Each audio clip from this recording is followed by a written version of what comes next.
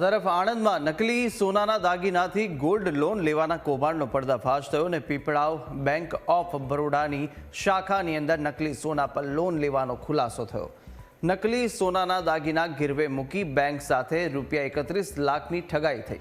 વર્ષોથી બેંક સાથે વેલ્યુઅરનું કામ કરતા નડિયાદનો સોની જ મુખ્ય આરોપી છે। એસઓજી આણંદની ટીમે પહેલા 1 અને હાલ 2 મળી કુલ 3 આરોપીને ઝડપી પાડ્યા છે। લાંબા સમયથી આ ગોલ્ડ લોન કૌભાંડ ચાલી રહ્યું હોવાની પણ આશંકા સેવાઈ રહી છે।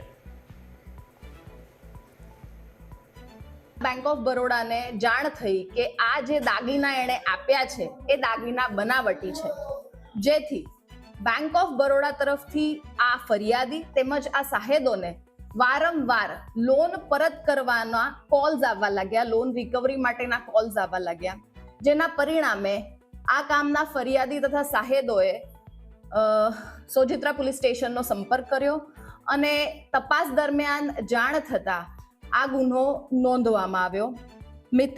મિનેશભાઈ મનુભાઈ પરમારની અટક કરવામાં આવી, જે ઓલરેડી જ્યુડિશિયલ કસ્ટડીમાં છે, 3 દિવસના રિમાન્ડ પર।